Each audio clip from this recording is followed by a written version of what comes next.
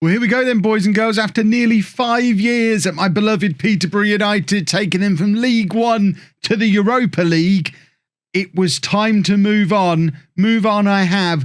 Our journey continues today at Club 3 of this year's non-league to legend, Arsenal.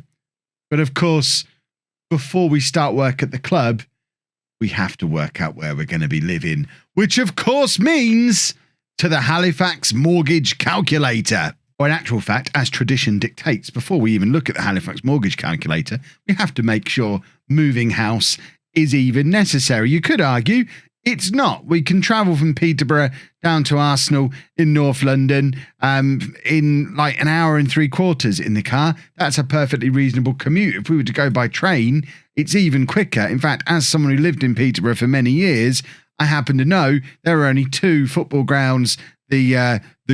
What's that? The Great Northern Railway, whatever it's called, the Northern Main Line.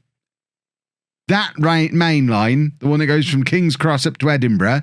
This section of it passes 2 football grounds: London Road in Peterborough, the Emirates Stadium in London. You can get off at Finsbury Park and walk there. I mean, it certainly doesn't take this long, I guess, when pandemics aren't happening. There you go, national lockdown. I know you can do that in like 45, 50 minutes. So we don't have to move house, but we're going to move house. Largely because of the spectacular amount of money we're now able to borrow. We've had a more than quadrupling of our salary, earning over £3.25 million now at Arsenal, which means we can borrow up to £16 million, which does open up some quite interesting properties in the North London area, including a flat in a pump house in Enfield. We're not going to go there. I mean, that's like a pauper's house. What are we going to live there for? We'll buy the whole building, not having a pathetic £800,000 flat. Don't these people know who I am? That's more like it. A £15 million flat in Regent's Park. But actually, I think rather than an 8-bedroom flat, what? An 8-bedroom flat? Seriously, rather than an 8-bedroom flat, I think I'm keener on this house that has all of its lights on and is forever in the dark. Why would you take the pictures at night time? What's wrong with the area during the day? Let's have a closer look at this. And I think this is probably going to be the one. An 8-bedroom detached house in the Bishop's Avenue in London, N2. Let's have a look at the pictures to see what we've got. So there's a mysterious light in the garden. This is reception room 2, which from what I can gather, the entire purpose of reception room 2 is to sit in these chairs and look at this piano. So that's probably something I'll do a lot. We have a reception room 1, which also doesn't sit. Neither of these rooms have got a telly in. Where do you watch telly if you live in a house like this? We have my study, which doesn't seem to have any pop vinyls or tripods or studio lights in, which doesn't seem right at all. Although I do like the idea of there being seats for 2 people to just sit comfortably and watch me work. So there's certainly some appeal there. You lot, there's no cameras in my office in the new house. You're going to have to take it in turns, 2 at a time, to come and watch me record the videos live. Hope that's okay. And the kitchen, just full of chairs. Absolutely chock full of chairs. Chairs for days. I mean, look at the... Oh, look at all the chairs. What? Right, this is the thing about rich folk. Do rich folk do this? Why are their plates not in a cupboard in the kitchen? I can see they've got cupboards in the kitchen. Why are the plates out on the table all the time? That's just asking for the dog to lick them, surely. That is far too big a bedroom. That mirror's not even attached to the wall properly. You got a house like this, you spend 15 million on a house, and you can't just buy some no more nails to attach that mirror to the wall. What is wrong with people? Is that a swimming pool with armchairs next to it? Is this the kitchen? What? It's got the sky painted inside it. Pool 1, pool 2. That's not 2 pools, surely. They're just 2 shots of the pool. Are they? No, that is the same ceiling. That's our new house, boys and girls. I've got a pool in my house. I've got all of the chairs, and it's very pretty at night time. It looks like there's some kind of fountain. If anyone was questioning why I left Peterborough to go and manage Arsenal, that house should answer that question for you. Now roll the new intro.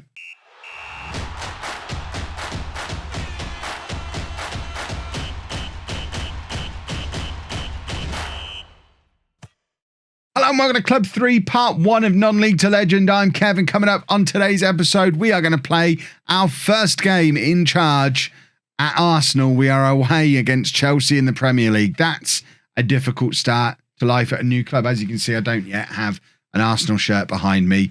I'm working on it. This all happened very suddenly. But what I have had times, I've been in the job about a week. It's actually, I don't think I've ever moved clubs during an international break before, but this is perfect timing. The most recent league game Arsenal played was against me still in 2 episodes ago now when we were still at Peterborough, who don't currently have a new manager yet. Stephen Schumacher is going to be in control, but we've managed to play a couple of friendlies.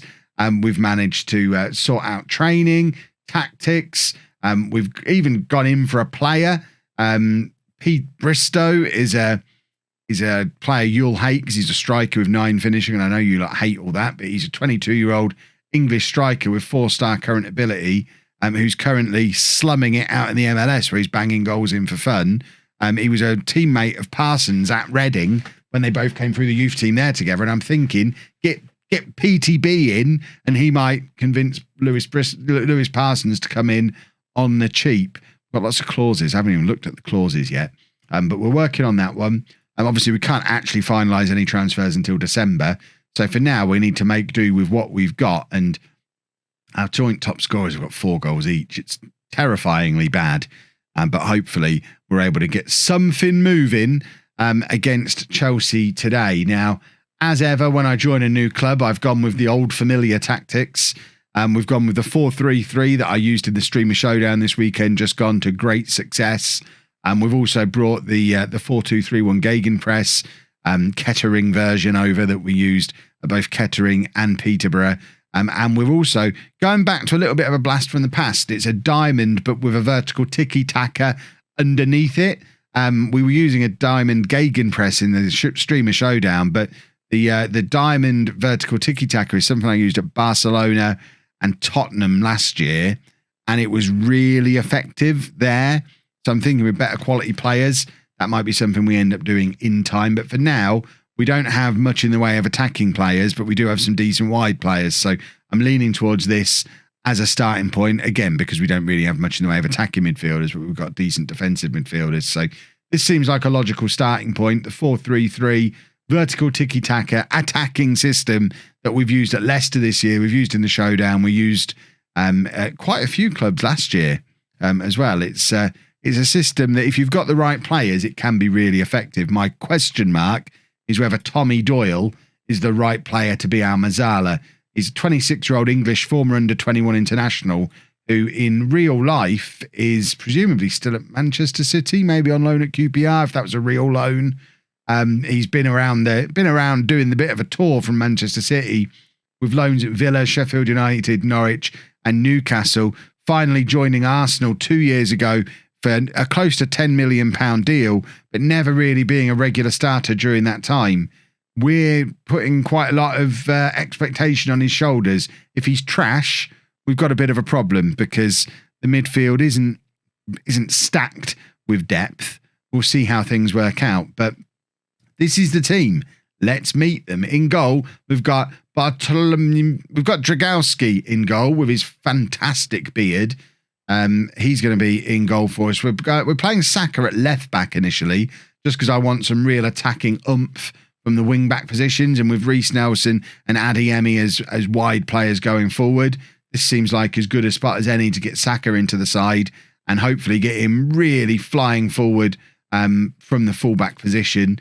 So he's going to be in at left back with Diego Dalot as our right back. He's done a bit of a tour of the Premier League, formerly of Manchester United and Chelsea, joining Arsenal for £27 million this summer, only starting 2 games so far. What has been going on at this club?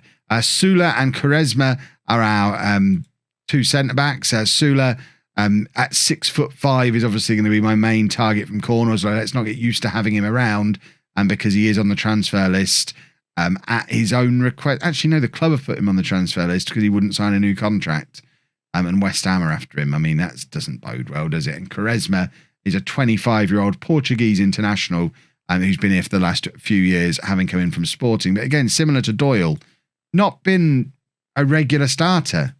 But he seems like, I mean, I don't really get what they've been doing, because I guess Gabriel, who is grumpy, just really grumpy.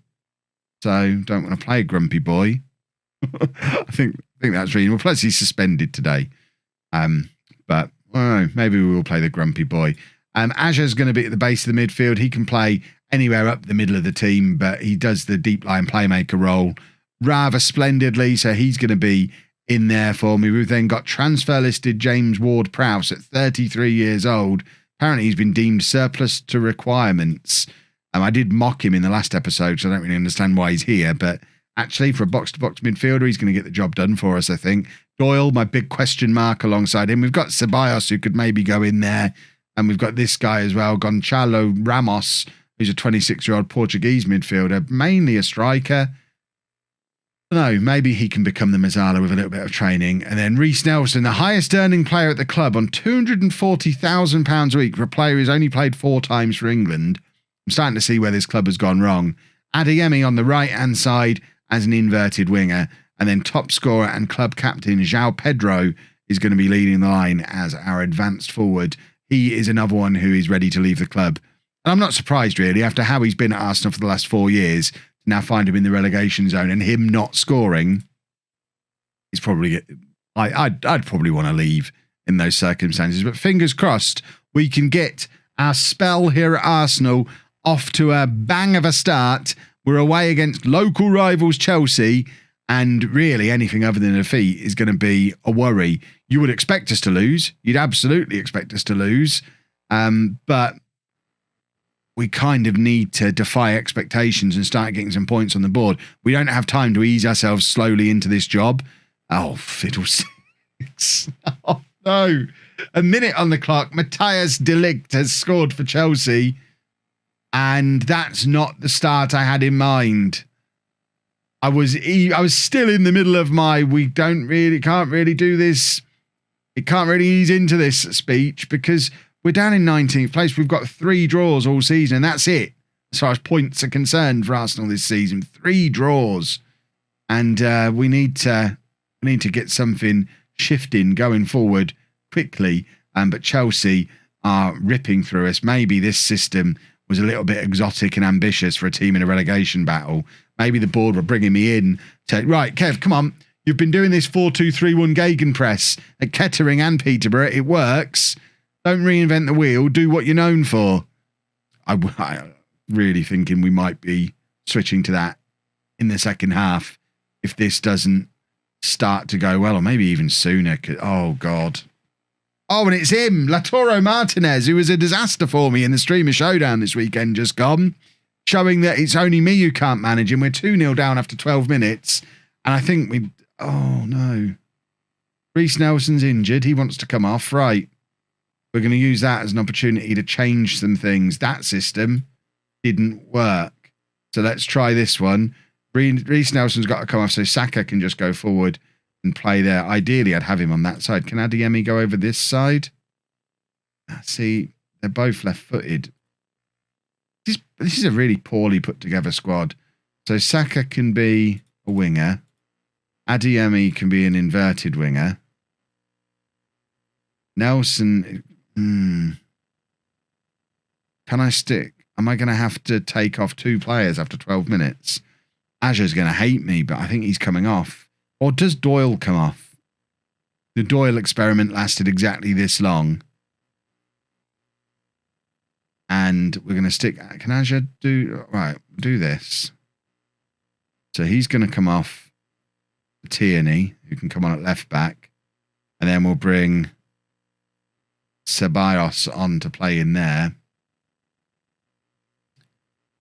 And we've got to go attacking.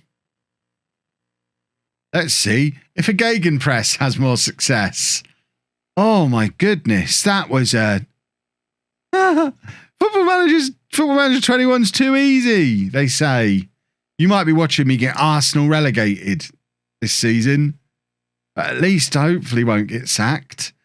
Right. Oh, we can't get hold of the ball, can we? Right, Azur's got a tackle in. This is promising. This is better than what we were seeing before. Ceballos plays it into Pedro, and we have a goal back. There you go. The Gegenpress is the answer. Lovely, lovely, lovely. It's what we've done at Kettering. It's what we've done at Peterborough. We spent 12 minutes faffing about doing something that is completely untried in this universe. This is the system for us, boys and girls. This is the system that gets us back up into the Champions League. João Pedro, our captain, with the goal back. And I've never made a double substitution in the 12th minute before.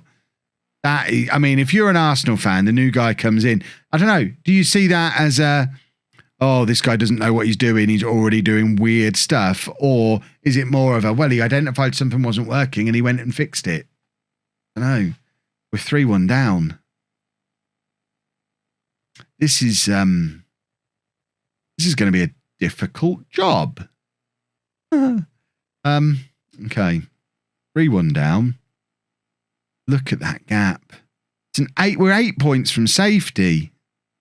And we're getting absolutely battered. Why is this team so rubbish? It shouldn't be rubbish. Looking at the players, this team, we've made all our substitutions before half time. Looking at these players, this team shouldn't be as bad as it appears to be. Thiago Almada can come on. I mean, he's another. We've got a lot of, Arsenal-y players, haven't we? 5'7", attacking playmaker. Why have we got 15 of these and no one who can actually get into a relegation battle? This is the most Arsenal squad Arsenal have ever had. Can he play there? Surely he can, yeah. So we'll get him up there. Well, we can't change anything. I've never used all my substitutions in the first half before. I think the big jobs or the pressure's already got to me. Can I go back to Posh? Right, Almada. Let's see if he's any good. This is promising, a very promising one. He's the Arsenal number 10, I've just noticed. That is a stunning goal. Well. That was a 50th minute goal as well, which suggests one of these injuries was probably a pretty bad one for there to be that much time added on. But Almada's done brilliantly there. Right, we might be shifting to the 4-2-3-1 and he might be the attacking midfielder we use. We're figuring things out. I'm not happy with the performance so far.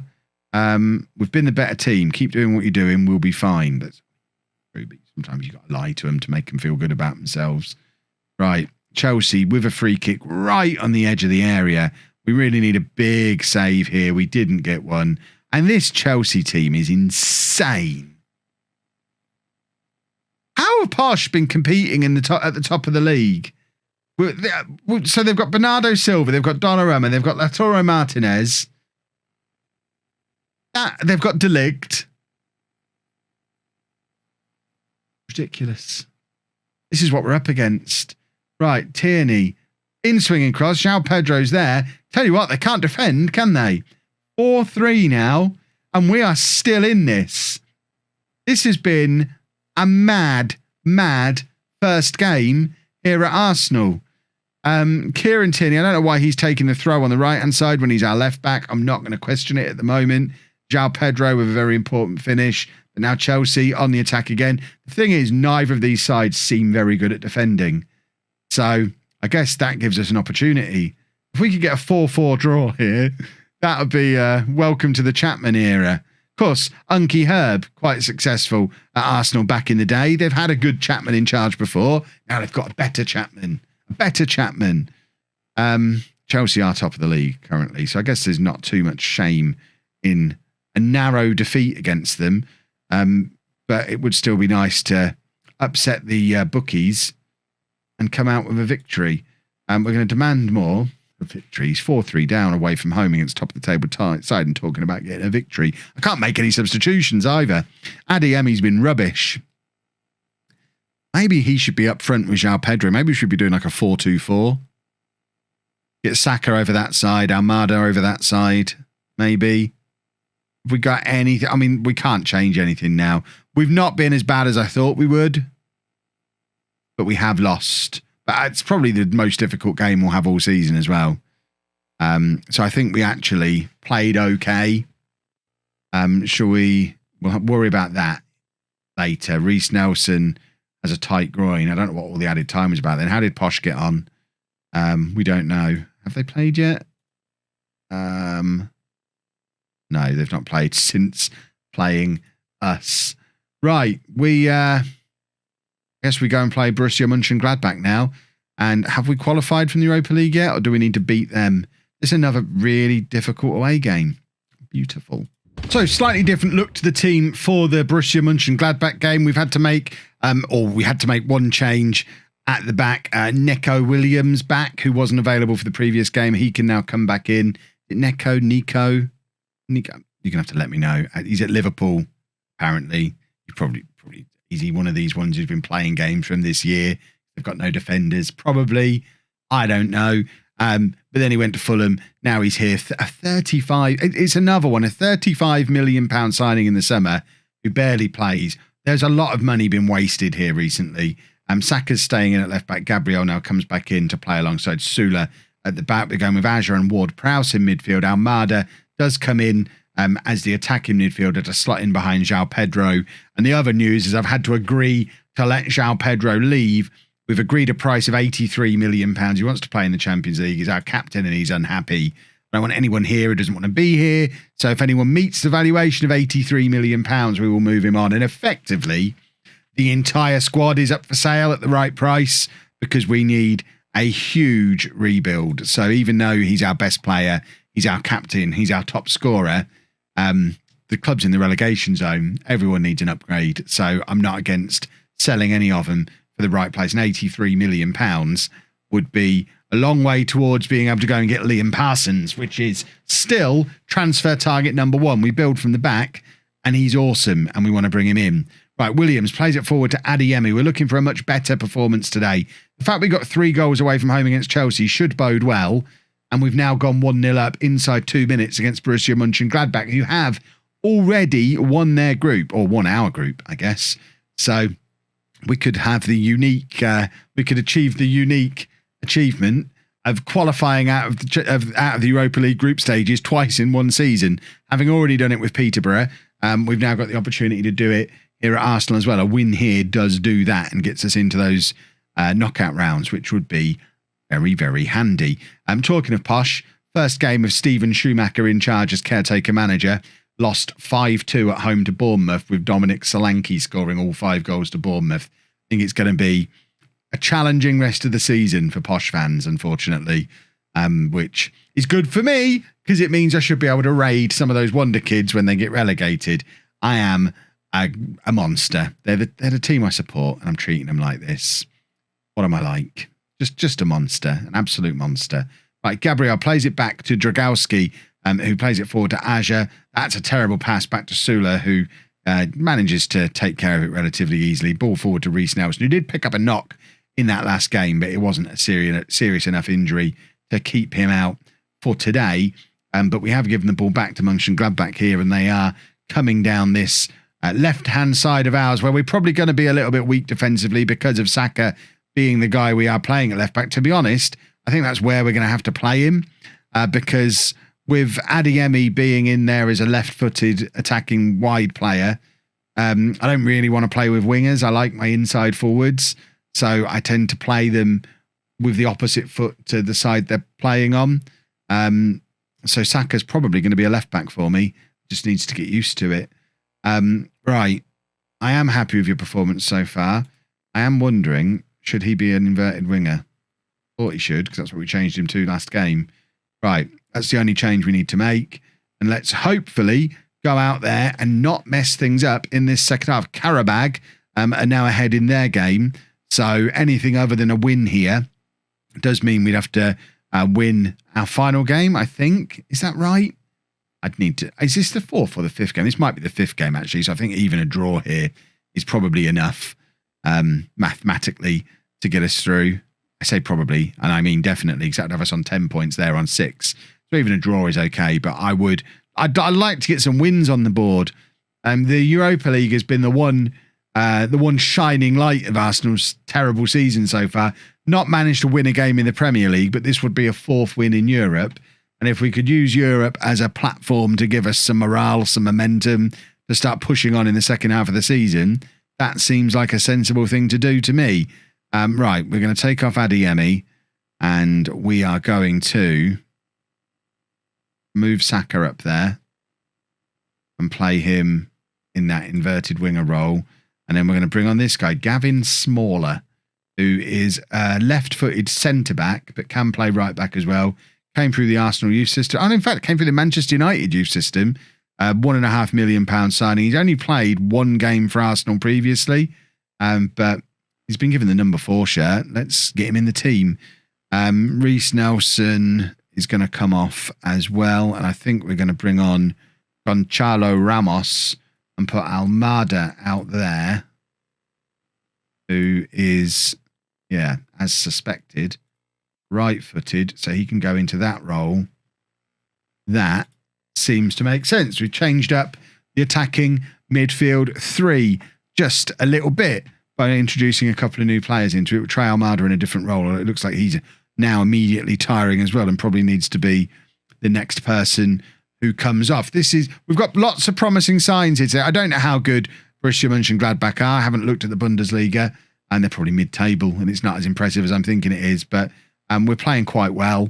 They seem to be adapting quite nicely to a different system, even though we spent all of our friendlies and the week that we had before taking that first game practicing the other system. Right, another Arsenal-y player.